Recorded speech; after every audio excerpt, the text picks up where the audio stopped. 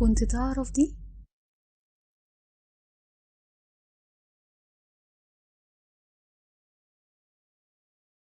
إن القاعدة النبوية المذكورة في الحديث الظاهر قدامك دلوقتي على الشاشة، اللي هي الثلث لطعامك والثلث لشرابك والثلث لنفسك، ممكن من خلالها تحقق أكبر قدر استفادة من طعامك ومن صحتك. وهي نفس القاعدة دي ممكن من خلالها تحقق أكبر قدر استفادة من أجازة نص السنة. هتقولي طب إزاي؟ هقولك قلت يلا بينا نعرف.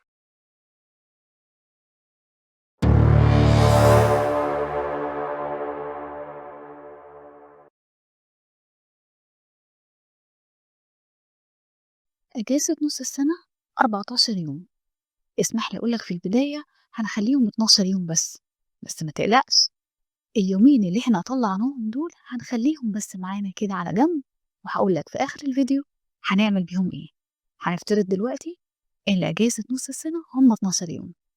الإنسان في العادة والإنسان الطبيعي علشان يتمتع بصحة جيدة وتركيز عالي لازم يحصل على 7 ساعات نوم. اليوم في 24 ساعة، هنشيل منهم ال7 ساعات دول هيتبقى معانا 17 ساعة كل يوم.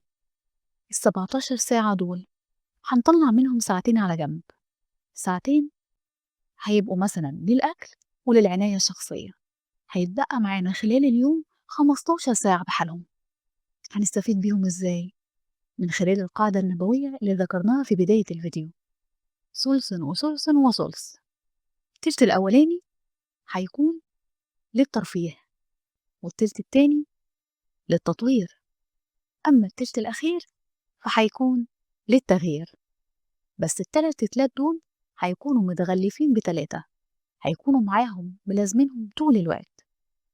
الغلاف الأولاني وهو عبادة علن وسر، والغلاف التاني هيكون رحمة وطاعة وبر، أما الغلاف التالت فهيكون تطوير أمة بإحياء سنة. يلا بينا نروح للتفسير. أول تلت وهو هيكون في الترفيه، بس علشان ترفه بمتعة لازم تحقق شرطين أساسيين. الشرط الأولاني إنه يكون ترفيه من غير معصية لله، والشرط التاني إنه يكون وقت الترفيه مخطط ليه. يعني إيه ترفيه مخطط ليه؟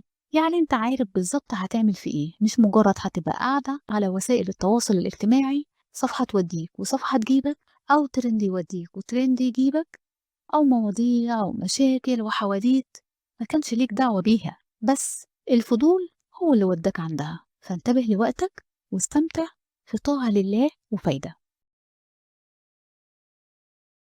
التلت التاني هو تلت التطوير. شوف أي ميزة عندك أو أي مهارة موهبة هتحتاج إن أنت تطورها في أجازة نص السنة. هنقول مثلا عندك مواهب في البيع والشراء، إيه رأيك لو تنزل مع تاجر أمين في منطقتك وتعرض عليه إن أنت تتدرب عنده لمدة 5 ساعات كل يوم؟ عندك مواهب في التدبير والتوفير، طب إيه رأيك لو تطلب من والدك أو والدتك إن أنت تاخد مصروف البيت في الفترة دي وأنت اللي تدير شؤون البيت من خلاله؟ عندك موهبة في التصليح، اتعلم، انزل في أي ورشة حواليك وحاول إن أنت تتعلم وتاخد بدايات الصنعة دي. شيء مهم جدا إن أنت بتنمي عقلك، إن أنت كمان تنمي مهارتك.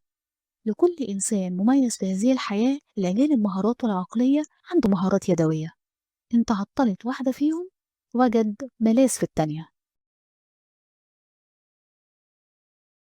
تلت التالت هو تلت التغيير.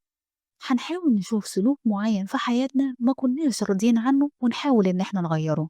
بتتعصب كتير، حاول ان انت تركز في ال5 ساعات بتوعهم يوميا ان انت تركز على الهدوء. كنت بتتسرع في الرد على الناس لان انت مش بتدي لنفسك فرصة تسمع لفكرتهم كاملة. يا ريت تدرب نفسك في الفترة دي لكل ما يجي حد يكلمك ان انت تختم كلامه بعبارة واضحة وواحدة. ها، كده وصلت ليا فكرتك ولا محتاج تكمل تقولي حاجة تانية؟ ثم بعد كده ترد عليه. بالطريقة دي هتحاول ان انت تسيطر على تسرعك في الحكم على الأشياء، وهتسمع كمان فكرة اللي قدامك كاملة، فبالتالي هتلاقي تفكيرك يتطور وحكمك جدا يتغير. احنا اتفقنا في البداية ان التلات تلات دول متغلفين بتلاتة. كان الغلاف الأول عبادة علن وسر. واحنا بنمر بالثلاث مراحل بتوعنا أو الثلاث تتلات خلال اليوم، في طبعا في الصلوات، صلوات في العلن مش بنأخرهم، ودايما بنصلي الصلاة على وقتها عشان ربنا يبارك لنا في كل عمل بنعمله. عبادة علن وعبادة السر، حاجة بيني وبين ربنا، وأنا قاعد لوحدي بغض بصري، ما بفتحش موقع يكون فيه حاجات ما ترضيش ربنا، بتصدق صدقة في الخفاء بيني وبين الله بنوايا كتير جدا، وكلنا محتاجين.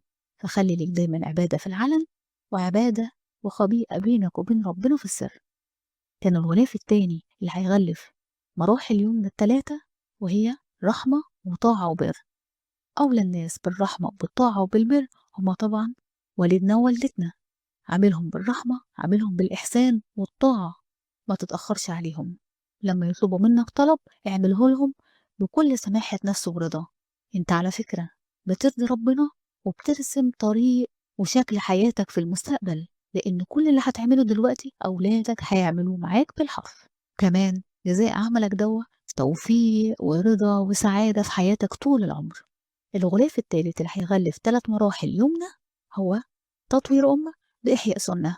سنة النبي عليه الصلاة والسلام مليئة بالدروس والعبر اللي تخدمنا لتحقيق فايدة عظيمة لوطننا. مثلا على سبيل المثال إماطة الأذى عن الطريق صدقة، قاعدة نبوية جميلة هنعملها بنية إن إحنا نحمي وطننا من أي شيء يأذيه، إن إحنا نجمله ونشيل أي حاجة ممكن إن هي تعرقلنا في الشارع أو تأذي حد أو تسبب في أي ضرر كبير أو صغير. ده النطاق المادي.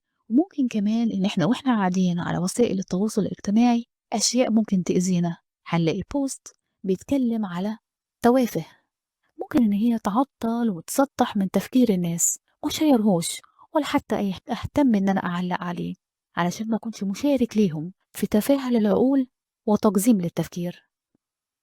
عملت تلات تلات وغلفتهم ب3.